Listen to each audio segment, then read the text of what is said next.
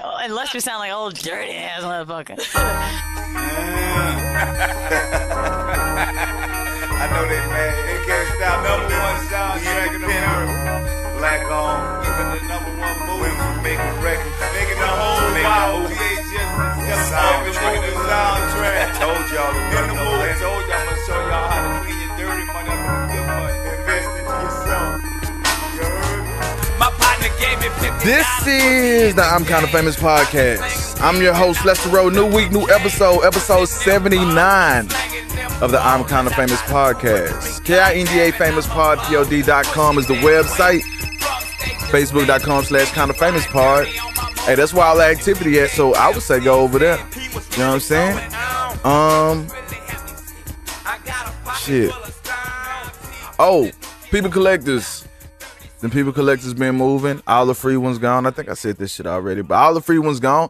So you can still get that, or the Cosmic Culture t-shirts as well. Every shirt comes with a sticker. Now we got some stickers in the building, some good quality stickers. If I get the sponsorship moving on that, then we'll promote the sticker comp. But till then, not doing that. Arrowfilms.com/buy now is how you can get one, or over on the I'm Kinda Famous podcast on Facebook is the link to Cash App it. Or if you just want to Cash App me just because you want to, $RoweIKF. Do that. Just send me something. I ain't tripping. $RoweIKF. Send me some shit. Or shoot your boy by $15, $17, some shit like that. We'll send you one of these clean ass People Collected t-shirts just like that. They on sale, so you can either go to arrowfilms.com/buy now. Get your People Collected. We got several colors on there. Or Cosmic Culture if you're into your Zodiac wave. You can get one of those. Or just get them because they dope. Shit, they real dope ass fucking designs and t-shirts. I got a big giveaway to go with the People Collected. I talked about that last week. I don't know what I'm going to do quite yet, but it's going to come jam-packed full of stuff. It's just a good grab box, collector's edition box for People Collectors, and we'll throw some Cosmic in there too. Cosmic Culture by Ayala. But like I said, you Cash App it, we send it. It is what it is. We keep it real simple. There's a link on the website, or like I said, actually, there should be links in the notes of the show. So I don't know how you consume the show. You go to Spotify. That's my preferred place for you to go. Spotify, iTunes, Google Music, YouTube. Even though I may be making some changes to the YouTube, but the back catalog on the YouTube will still be there. Just anywhere, Stitcher, anywhere that you can get a podcast, a log a podcast, a download a podcast, we there. We there, 79 episodes as of today. Well, 79 plus, because we got some of the Catch These Hands podcast that's in there as well. That's it. Oh, and the book, man. I need to start promoting more of this book. Wi-Fi Rock Bottom, the whole reason for People Collectors. So you can get that as well for a price. That is over at arrowfilms.com. I may figure out how to get you over there on the Facebooks and everything, just to make stuff easier. Honestly, I was talking to a friend of mine, Leon, with Lasting Blueprint Productions. He used to run a website called Word of South that was real dope way back, in the music days. And he's been teaching me, hipping me up on the SEO, the ways to make sure things are done right, where people can consume it easily and get to it easily, so it's not a hassle to look up. I'm pretty easy to look up. I've been lucky enough that I've done some things right where it makes it easier for people to look us up. But that's not the case for everybody, but I could do it better as well. So that's what I'm attempting to do. Make sure however you get to the Kinda Famous podcast, or you get the Arrow Films, or you look me up, that it's real easy to attach to. All right.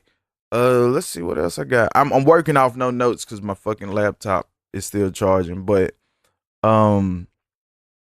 hit y'all with the People Collectors. Hit y'all with Wi-Fi Rock Bottom, Something About Meth book that was based on, well, not based on the shirts are based on the book.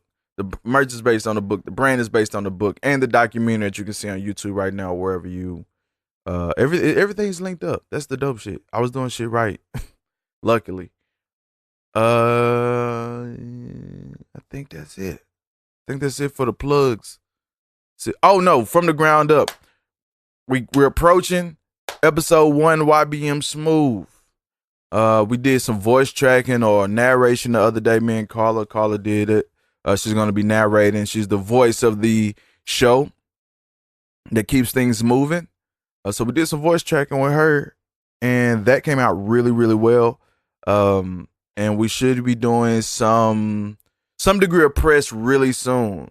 So locally, if you're in Wichita, Kansas area, from the ground up, groundupict.com. We changed the Instagram from the ground up to ground up ICT. So we kept everything linear. Hashtag ground up ICT. While you had a hashtag kind of famous, Kanye famous. To make it all easy to get to, we'll be doing really, really soon. We'll be releasing the special I'm Kind of Famous podcast from the ground up episodes. So you should start to see 2 episodes in 1 week, starting next week or the week after, for at least 6 weeks or something like that. So don't be alarmed. I'm not giving you 2 shows as a norm. It's just because we're going to do some specials with that. But also, depending on what I end up doing with the UFC's coming in town, we may end up doing some more extra episodes. What's dope right now, honestly? And I'm going to preview this, so you know what to look for coming on these from the ground up episodes. Carla Yala, local radio personality for the #1 radio station in town, Power 93.5. She came up with a game, and it's a really, really dope game called Shot or Not. We got some graphics and shit, everything gonna go with that. We'll also be doing the show live on social. So yeah, you start to see that on you're probably on IGTV at Row Knows. You'll start to see the episodes on there, but we'll be going live on the Kind of Famous Facebook page with this new game called Shot or Not. It's a trivia game. It's about privacy, and it's crazy. It's phenomenal.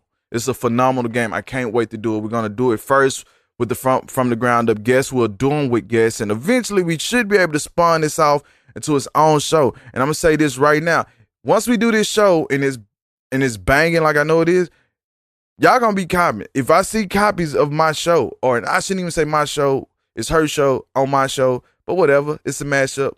We're gonna do it. I'm calling it out straight up.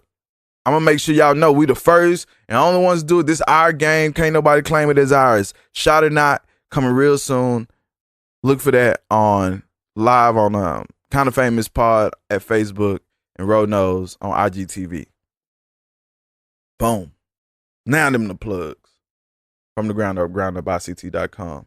Ground Up ICT on Facebook. Ground Up ICT on Instagram. All right, check it. So look, I just finished watching an insane documentary on Netflix.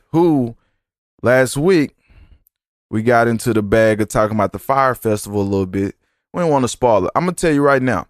This is a spoiler alert. If you haven't watched this documentary on Netflix, I put a link on the Kind of Famous Pod Facebook page where you can watch it for free if you don't have Netflix, but it may be gone by the time you hear this.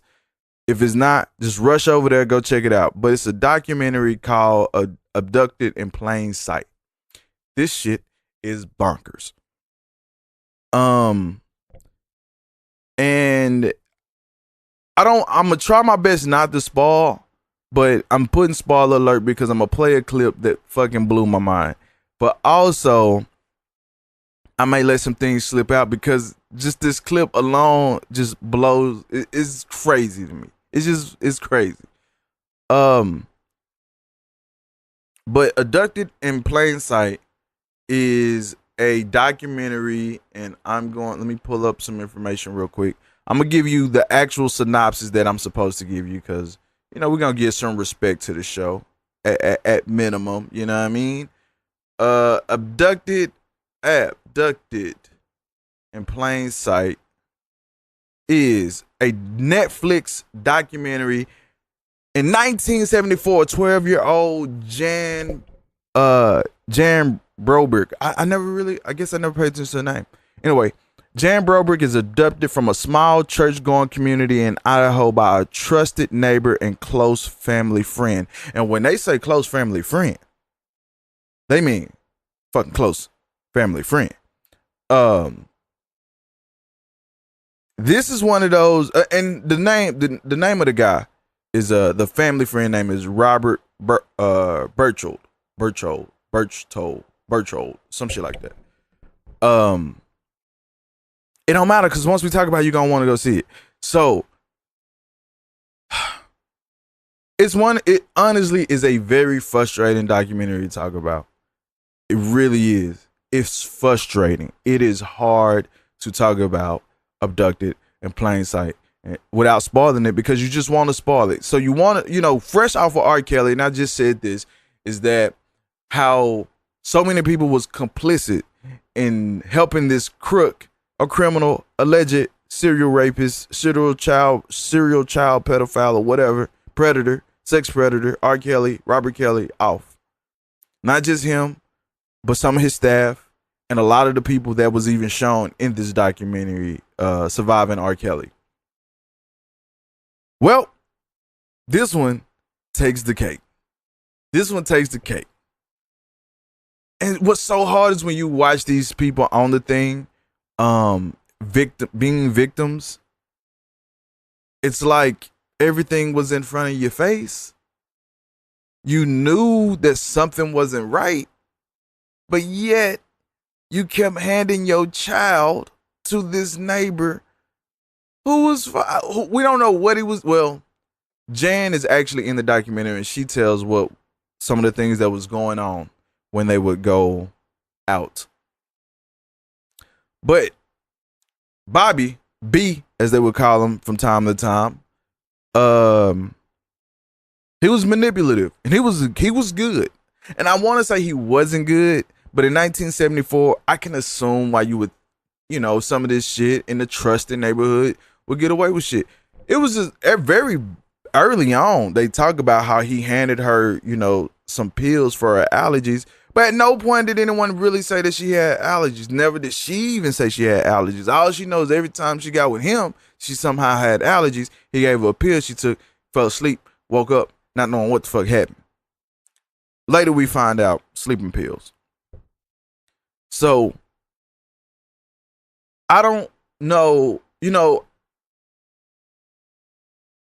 the Bobby B, he didn't have kids or anything, but he would insist on taking Jan and not even the fam, just Jan out to go kick it, just them two, young girl, and shit would happen. Come back home and everything was cool, but this doc starts where he picks her up. And this is the first time that they looked at it as abduction because they was gone. Oh, I gotta say this. So they get found missing. They were determined to be missing because they didn't come home later that night like they were supposed to. B's wife, because he was married, comes over to Jan's family's home, who I believe, I forget how old she was at that time. And she's worried, she's concerned, and everyone's concerned. And now this is payphone era. So you really don't have a way to get to nobody. And every time that the mom was like, I'm gonna call the police, she's like, well, no, don't do that. We don't get them concerned. I'm sure they're on their way back real soon, type shit. Well, nope, not soon. Not soon at all. Because what happened when they found him, goddamn windows all busted up, blood and all this kind of stuff. He basically faked an abduction, faked a scenario for them to come up missing so that they would have some degree of sympathy when they returned from being gone for so long. It was all bullshit. It was made up, it was manufactured. But even though that the family felt like they knew better, even though the police was like, I don't know about that, they was still like, you know what? We trust him. He's a good guy. We trust him. He's a good guy. We got our daughter back. That's all that counts. Here's the thing. Not even the thing. I'm jumping all around this bitch. It's this one clip that when this happened, my whole mind was blown. Because this doc hit you from so many fucking angles, man. And you really don't, like, you just get more frustrated at everything. But it was a moment where Bob was I'm gonna just play the clip. I'm gonna just play the clip because that's the only way we can do this. So let's run this clip from Abducted in Plain Sight on Netflix that you can also find on right now on our Facebook page. Mr. Berchtold was very knowledgeable in the sexual field, but he did not have a good relationship with his wife sexually. One day, he came in the store and I could tell that he was extremely disturbed. He says, "Are you free? Let's go for a ride."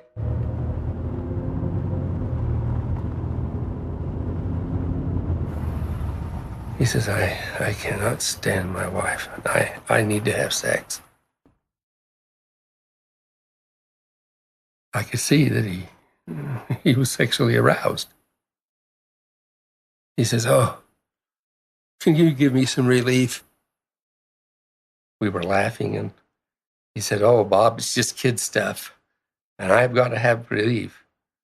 So I was dumb enough to reach over and relieve him in an act of masturbation. I did the worst thing I've ever done as far as breaking the trust and the fidelity that I had with my wife. I entered into a homosexual relationship with her father in order to have access to Jane.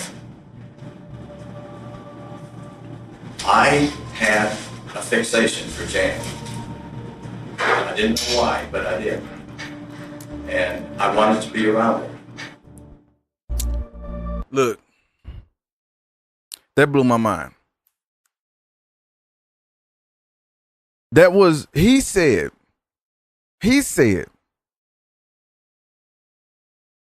his wife basically wasn't getting none. He was frustrated. He just needs some relief. And the worst thing he's done, because once you watch this, that ain't the worst. That ain't the worst shit he's done. You jacked him off. Like, you jacked the man off because you married with children. You're kicking it with the homie, the neighbor. And just because he's like, man, my wife won't, come on, man. Just put something on me. You know, it's child's play, man. It's like being in a treehouse. No. I wish. No, I don't. I ain't gonna put that out there. If a motherfucker was sitting in a car with me and was like, hey, man, I need you to jack me off. It's been rough. Like, nigga, you better get the fuck out of my entire vehicle. Get out of my automobile right now. Asking me to get the fuck out of my automobile. Get out of my moving vehicle. While it's moving. Thank you, bye. But this ain't shit compared to, we talking aliens. This dude set up a recorder, a device for the little girl after he abducted. He got married to the little girl. It's so many fucking things, man. Talking to aliens. She believing that if she don't do this, the aliens gonna make her not exist. It is crazy. It is crazy. Abducted in Plain Sight on Netflix, man. I'm gonna get off of it because I'm gonna spoil it if I keep talking about it. But that clip, and you see that you hear the voice of Robert, whatever the hell his name is, Bob, at the end where he talks about he got in this relationship with pops so he can get close to their daughter, and had a relationship with his wife as well. He was running roughshod through a whole family. He was having his way with them. Oh man, he was busting. Fuck it. I'm out on it. Anyway, you should check it out. The link is in, I probably put the link in the description. But definitely at facebook.com/KindaFamousPod. And the link will be there as long as it's there. If it's not, get Netflix. If it's not, Fire Stick Gang. Do what you gotta do. Use somebody's account. One thing I didn't want to do, and I was talking to somebody about this, like I'm kind of pooped on talking about sexual everything, like sex crimes and all this. But you can't do that this week. Chris Brown had an alleged incident where he was considered, not considered, but I guess considered. He had someone accused him of rape, and he was arrested overseas and then eventually let go. And recently, as in yesterday or the day before, I don't know, whenever you're hearing it, but this happened. The girl, his actual accuser, because since then Chris Brown has decided that he will sue her. Or at least his lawyer did, and of course, my lawyer want to do it, I'm gonna do it too. Chris Brown said he wanted to sue the girl, and everyone's ready to counsel Chris Brown because the whole Rihanna thing, and we just had the thing with R. Kelly. So we're in this place where we activate really fast before knowing everything. You gotta let things play out, and fortunately, things played out long enough for this to happen, for us to find out that the case was bullshit, that the girl was lying, and now she's being sued or about to be sued. And since then, she's reached out. She's been on her social media, and she actually made this post that says, "Chris and I met in Paris after an event that I went to." Oh, and I'm not saying her name because you can find that on your own, but Chris and I met in Paris after the event that I went to. And after that event, we linked up and had a few drinks. First of all, Chris, why are you linking up with regular girls? Anyway. From there, we did a few. Now this is overseas, so excuse some of the grammar. From there, we did a few stuff that was consensual with both of us. I thought it was rape once I left because I didn't remember if I agreed if I wanted to have sex with him. I'm so sorry. I apologize to Chris Brown for the false allegations that I made against him. Please, I'm 20 and I don't need to be sued. It was honestly a mistake. I'm 20 and don't need to be sued. It was honestly a mistake. So in this culture of, instinct, and granted, she does say probably the most compelling line there is, "I thought it was rape once I left because I don't remember if I agreed." Here's the thing about consensual sex. She's 20, so her language is probably mixed up as you get scared and things. But she says we did a few things that was consensual with the both of us. The problem with things like that is, anytime you say stop, technically, or not even technically, actually, it should be over. But it is hard to read signs when you get so far in the consensual part. You can't, and I don't know if you can or can't, and that's my lack of experience in this area because I've never been accused of anything. As far as I'm concerned, I haven't done anything accused worthy.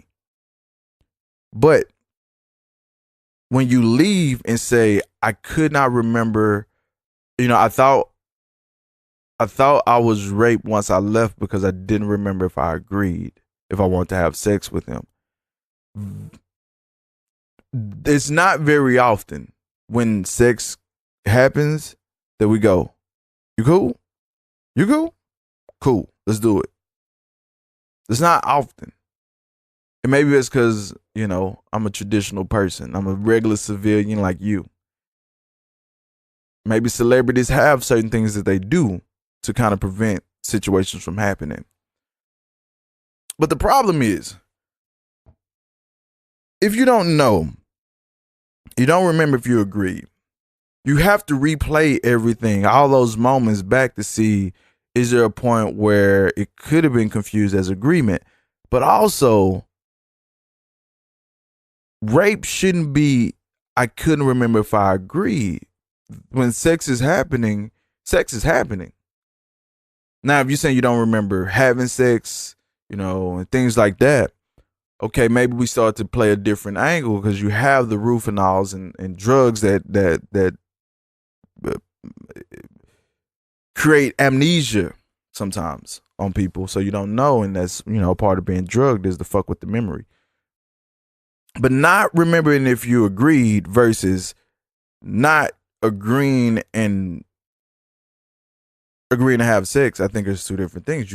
If you wanted to have sex with him and you did have sex with him and everything carried out like a consensual sexual encounter, verbal consent isn't always needed unless you just did not want to have sex and it happened anyway.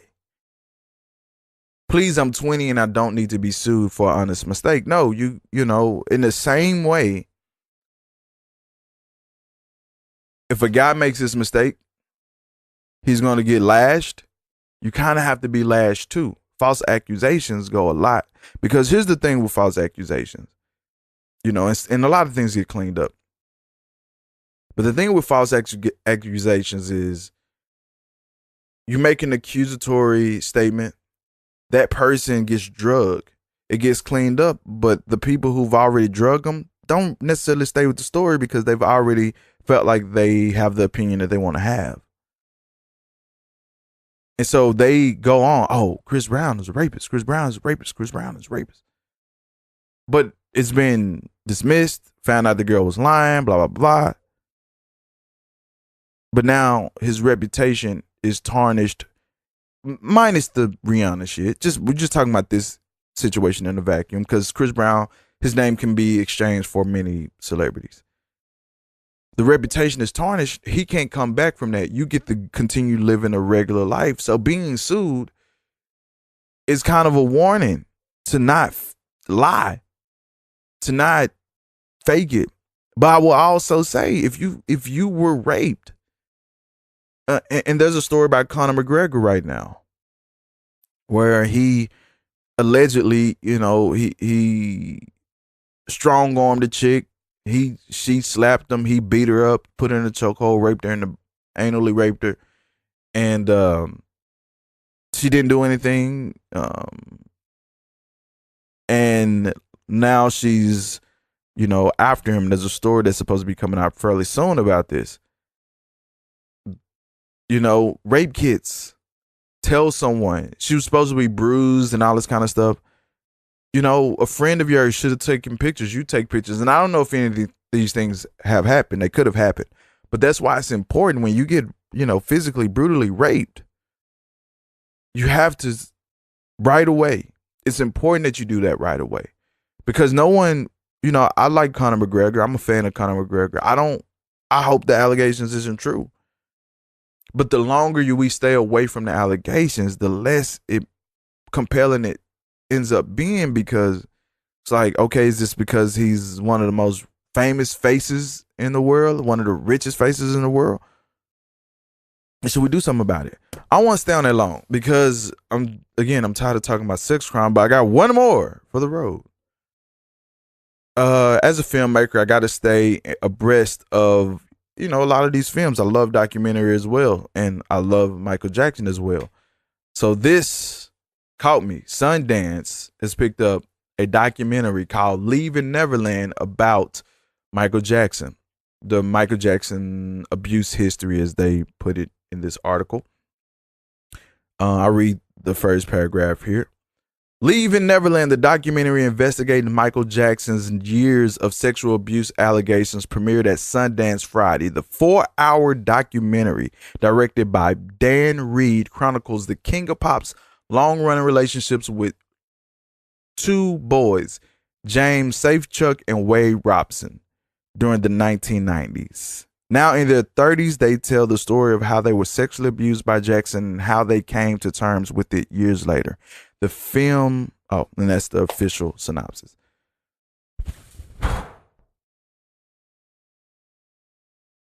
So here's my problem. And me and my friend, it's funny, me and my friend had this conversation. Like, if this let me start here. Him being dead, not being able to defend himself, especially when he's being drugged through the mud all these years. And and I get it, it's easy to make that R. Kelly parallel. But for Mike, his kind of stopped with a certain group when a certain group was done. He had a lot to say no, on his side. He had a lot of dismissing. Of course, if you settle, you look guilty, and he settled a lot, and I get it. If you're a man of that much privacy and that much celebrity and that much wealth, you probably don't want people digging too much, and I get that. So I don't necessarily always go guilty with settle, but it depends on how much shit is surrounding you, how much guilt is surrounding you. And me and a friend of mine had this conversation about Micheal Jackson in this Leaving Neverland documentary for several things. First, for me, he's not able to defend himself, and that's problematic for me. But he asked me, and we talked about it, would we be ready to get rid of Micheal Jackson? And he knows I'm a tremendous Micheal Jackson fan. I own a lot of shit, Micheal Jackson. And I said, it has to be compelling. It has to be great evidence. For me, I know how documentary works. And so I know how framing works, how you can make, honestly, documentary is the art of making you believe something happened that never happened. You know what I mean? Like, I'm putting together these scenes. I'm creating a Frankenstein of a scene so that I can hit the mark. I can get that right amount of emotion out of you, that instinct, that gut reaction, that relatability, all these things I'm trying to do to you in the documentary. And every documentarian does the same. There's nobody really giving you exactly how it happened, because sometimes you're not even the right angle. So you got to fake and stitch angles together, give show facial expressions that may not be actually the reaction to the thing that's said, but you was there and you saw a very similar reaction. And so you cut that in and you make it work, and you just stitch all these things together. The art of making you believe things happen that never happened. And so I have to be cautious when I'm watching, docs. I was the same way with Surviving R. Kelly. There was certain things about it, like, nah, you don't get to be innocent because you come off way too complicit. Because I understand, like, you're telling the story and they stitching it for sympathy and this and that, but nah, you had some doings. So when I watch, because I will watch Leaving Neverland, it has to be compelling. And if it is as bad as it has to seem, then I would have to. But I also I don't counsel music. So with R. Kelly, I don't listen to any new music that I hadn't heard from him. But the old stuff is still there. Same with Cosby. The old stuff is still there. Those things still happen. Now, with R. Kelly is a little tough because of the influence of the songs are nasty now. So it's like, I don't know if I really want that. But Micheal Jackson was so prolific. Same with Bill Cosby, same with many other artists. And so with Mike, I have to watch it, and hopefully there are holes enough in it. Another problem, 4 hours for a documentary is much. You're not Ken Burns, bro. which also is telling. 4 hours tells me that they plan to run this on TV. So my skepticism goes a little higher. You know, I give the people between Surviving R. Kelly and the one that was made with the BBC, they got that shit out there quick. They put it on TV. They put it on the internet. When it was done and finished, they got to it. Granted, they made money. They made advertising money. But showing this at Sundance, you know, means I want to sell this. I want to get paid for this. And so it has a certain feel to it to me, an exploitive feel to it.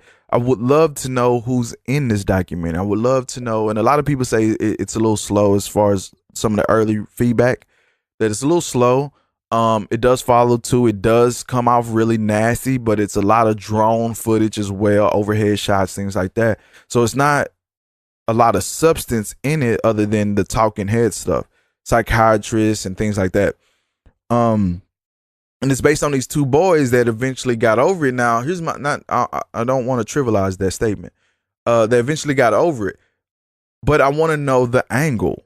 Why now? Why this? We never heard, you know, interviews or anything from these kids, but these two at least before. I don't think. You know, I would like to see more stories, but honestly, I would like, if it's that bad, if we want to really get a predator, if we really want to, you know,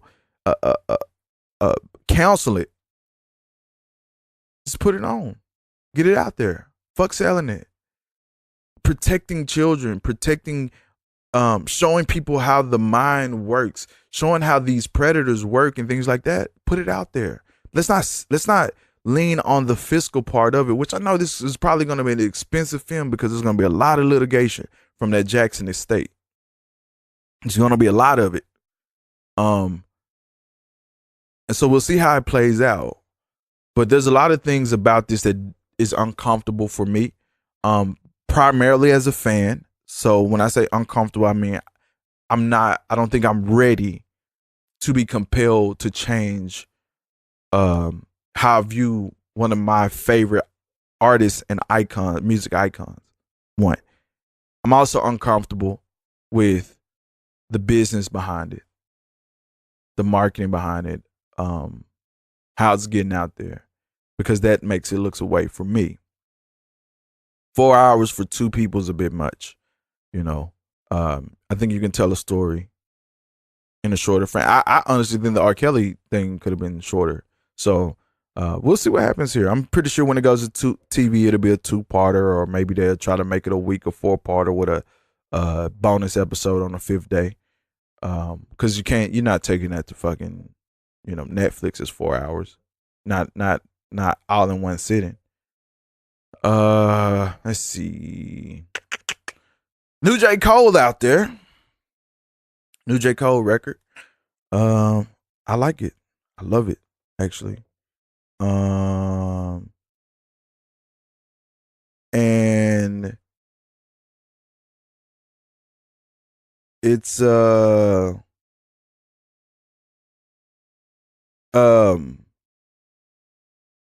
Middle Child is what it's called.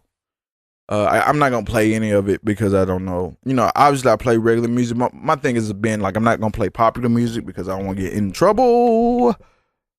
But I'll play some unheards and things like that. But the new J. Cole record, man, it looks like he takes a swipe at the Young Yeezy, man, and Push. I dig it. Very early in the track, he has a few lines that feels very I don't know how you say it, but it feels very dishes. He doesn't say any names, but he basically talks how he celebrated you know, how Drake gave him a gift.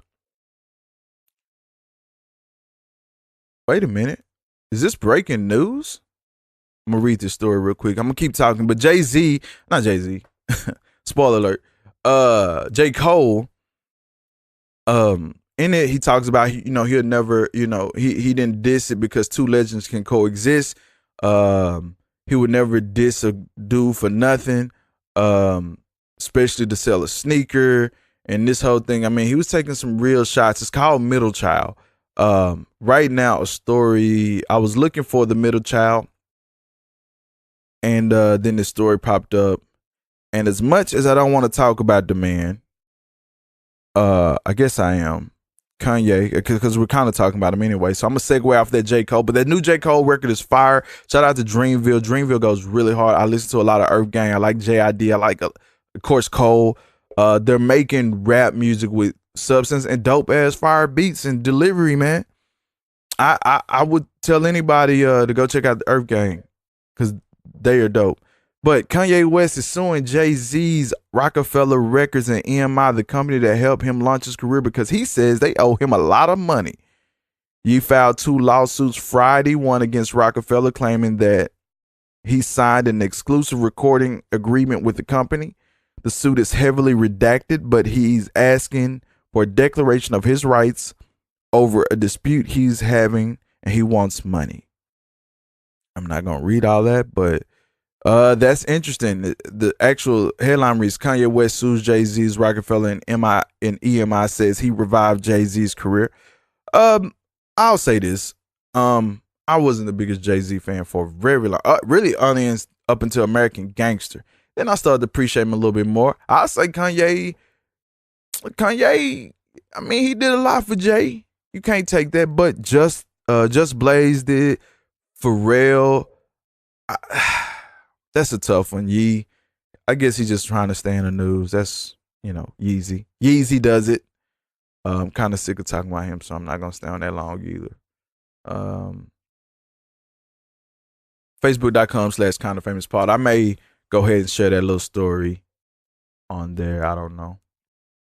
Another thing, Kansas City and who was it? The Patriots had a fucking we watched the Super Bowl. If you watched football and you saw that game, you watched the Super Bowl. Ain't nothing else. Ain't nothing to watch now. Ain't nothing to watch. I can't believe that the Rams and the Pats are going to have a better game than that coming for the Super Bowl. So, look for that. But that Chiefs game was incredible. It's a great game. So a lot of conversations have been had about Travis Scott performing. They've been calling him all kinds of names. He fucked up by saying he got with Kaepernick, or his people said so. Looks silly. Here's the thing. I don't care. Clearly, I'm watching football. I don't really watch the halftime show. I don't watch any halftimes if I can help it. Him performing is him. They say that they don't get paid for that. Now, if they don't get paid for that, I do kind of change my statements here, or my feelings, my sentiments. Because if he's not getting paid, so the deal is he's going to perform, and the NFL is going to donate $500,000 to a charity. They say they do this with all the performers, so no one necessarily gets paid. It's just a good platform to be seen on. If that's the case, cool, whatever. I don't think he probably should perform, because my argument is like, I'm not in that man's pocket. I'm gonna stay out of his pocket. And if it's a goal for him, just like a goal for Kevin Hart was to perform at the Oscars or host the Oscars, let the man fulfill his moment. Like, because at the end of the day, man, if this is something he wants, coming from Houston, being this different kind of artist and different kind of rapper, and gets all the way to performing at the Super Bowl, who is T.I. to tell him he's wrong for that? Who are all these people who've never performed at these big events to tell him? Now, granted, T.I. is a megastar, but he hasn't performed at the Super Bowl, I don't think. Also, Big Boy. No one is coming at Big Boy for doing the same thing. He's performing as well at the Super Bowl. So, the thing is, I just don't. I think you got to let people do their own career path and make their own career moves. You can criticize them. You have the right to do that. But the problem is, I'm glad that he is still going to perform, because I can be upset. I can say whatever I say about Travis Scott right now on my platform. I can, and everyone has many platforms with social media. You say whatever you want, and then you move on to the next thing. That's a part of his livelihood, performing, exposure. An artist is nothing without people being there to consume the art that's created. Doing this for the small group of people who love you means very little in the grand scheme if you're not getting it to the people that you are creating it for. And he's a superstar. Travis has a great year, great 2 years. And to cap that off with a Super Bowl performance, one of the biggest games in the world, for pretty much really America's game, that's no longer baseball. As much as they want to claim it, it's football. And granted, I get it, the whole kneeling thing and this, that, and the third. But at the end of the day, unless the player, and I'm consistent on this, if the players are going to continue to pay, because at the end of the day, they're saying this is how I feed my family, then I really can't gripe about an injustice. Because they know the situation and they continue to play, but it's millions of dollars that we're talking about. I don't know if players are still kneeling. And I don't know if people even still care. And I don't know if the NFL is fining players. So if that's over, the fight was the Colin Kaepernick and everyone's like, he should get his job. That ain't about shit, honestly. It's not about if he should get his job or not. If he's standing up for something he's willing not to play for it, that's him. Let him continue to stand for it. Don't say he should have a job if it's a racist system that he's playing for. Why would we want brother number one to continue to play in the racist system? Why does he want to play in the racist system? So if that's how you feel, he should stay out and we shouldn't want him to play.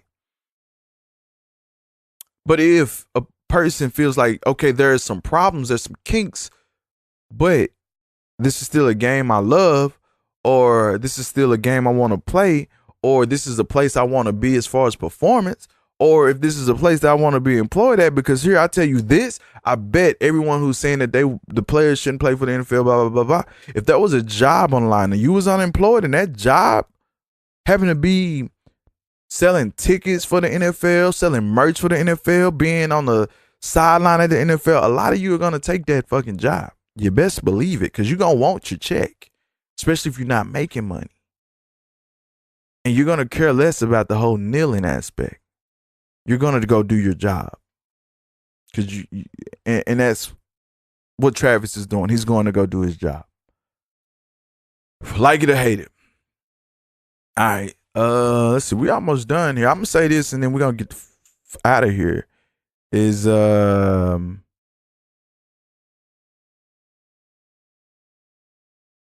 government's reopened, and that's dope.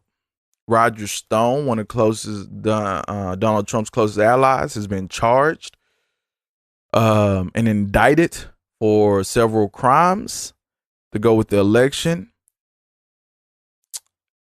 And that happened before the government reopened. I personally feel like it was reopened as a distraction. But I'll tell you this, I did get to a place where I was like, yo, fuck all this wild shit, fuck whatever. Y'all figure this out, but people are not getting paid. People are not getting paid. Some people will eventually get their back pay. And that's good and that's dope. And there was so many people on the other end of the conversation saying, well, they're not getting paid yet. They'll get paid. But at the end of the day, West Star Energy don't give a fuck when I get paid. They want their money. My landlord don't give a fuck when I get paid. They want their money. People are getting evicted because of late or no checks, or potentially evicted. They told her to go get loans and told her to go get different. No, I'm working my job. I need to get paid. Shout out to the TSA workers who said, fuck that, I'm taking sick days.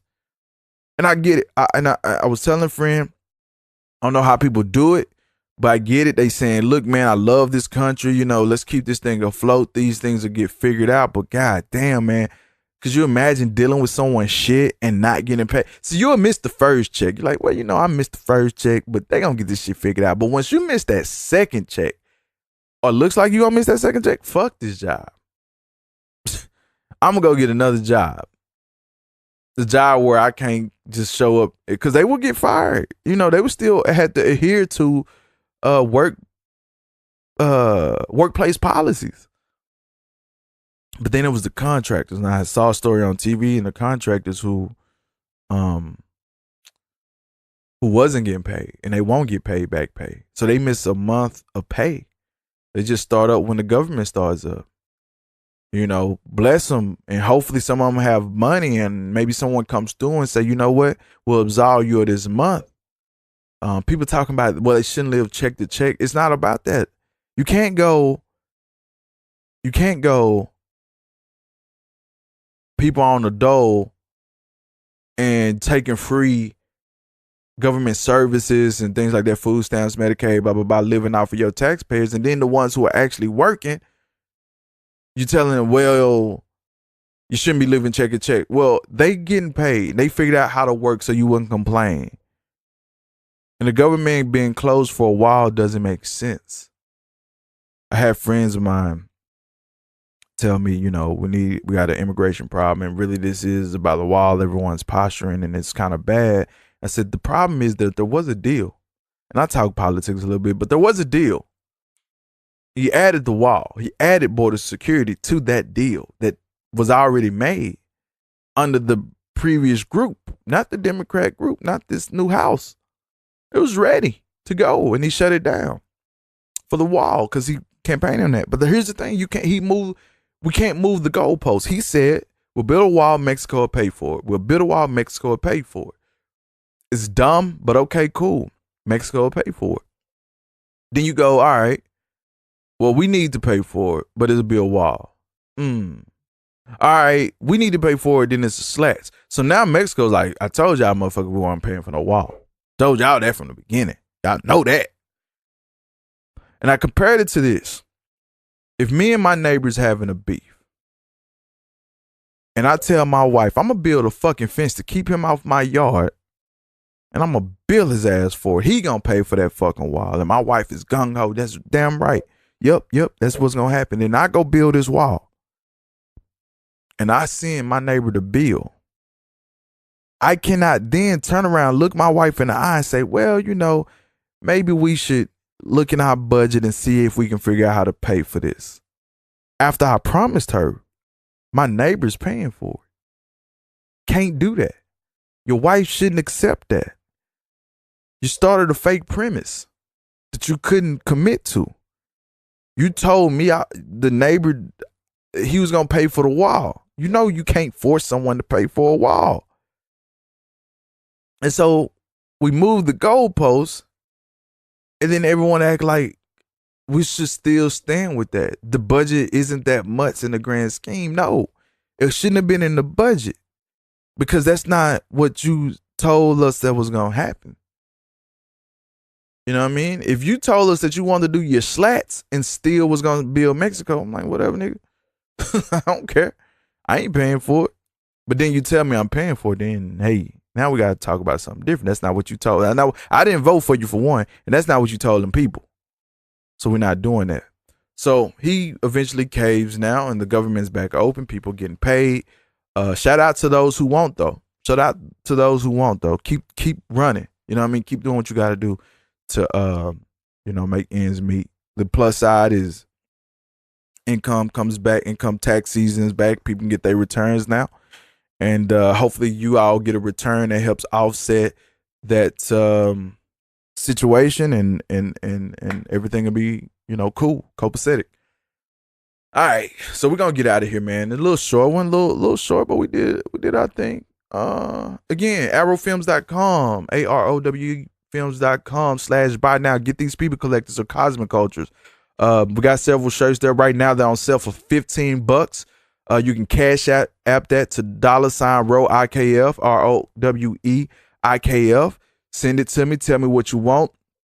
In the notes, just tell me the shirt, the size, and the address, or email me or whatever. Make sure I get the information so I know where to send it. That's what people been forgetting when they do that, is to let me know that, and we'll send it to you. Tell me the color, tell me your size, and then there's some design codes on there. You should be able to find this on the Kinda Famous Pod. I'm going to make sure that I'm going to figure out a way so that you know how to order the People Collectors or Cosmic Cultures right from IKF Facebook page. But you could definitely go to arrowfilms.com/buy now get one. Also get that book Wi-Fi Rock Bottom from the ground up, groundupict.com. That's the official website for the web series coming up really, really soon, produced by me and created by me and Carla Ayala, Power 93.5. And we're featuring a lot of the local artists. It's a conversation about what it means to make it as a rap artist and the things that you deal with in the struggle, the hustle, the bustle, and the heartache and the pain and the great moments, and from the fucking backstage to this, from the behind the scenes to the stage. That's what it's about. So check that out if you get an opportunity. It's coming real soon, but you'll know it because it'll be all on the I'm Kind of Famous page. I think that's it. Let's get into the music. So this artist I've been enjoying for a while. I don't know how to say his name, but it's Eli Solstry.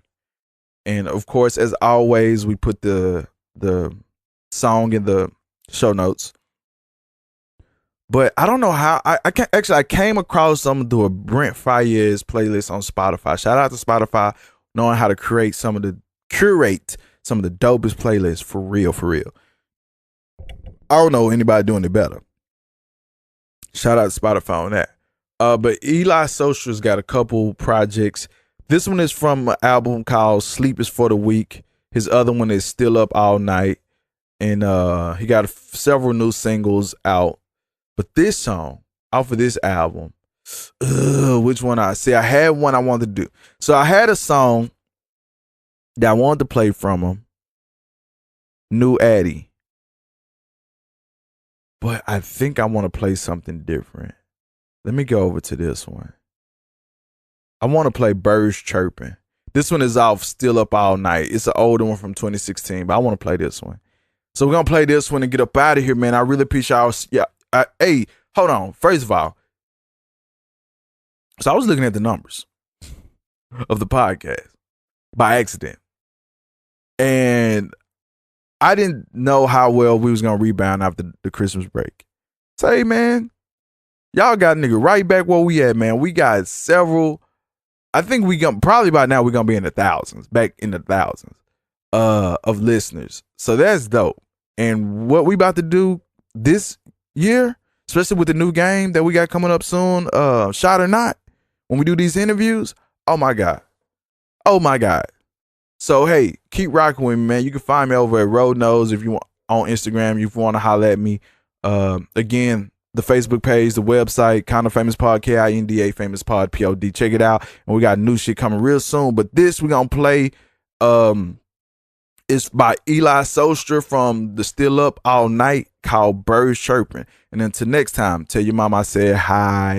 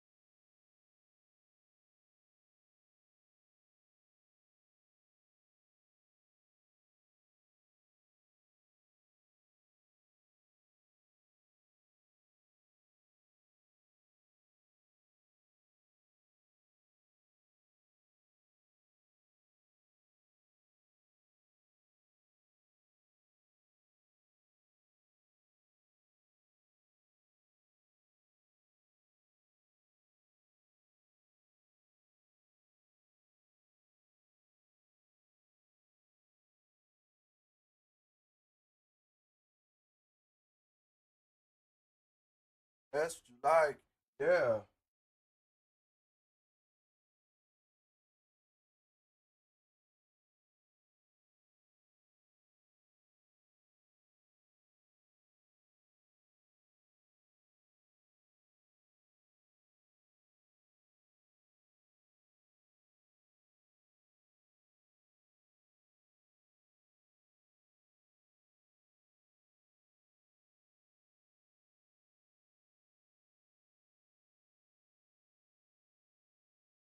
I was in the bathroom. So, in light of you being kind of famous, Why the hell I'm kind of famous? Who the hell she know?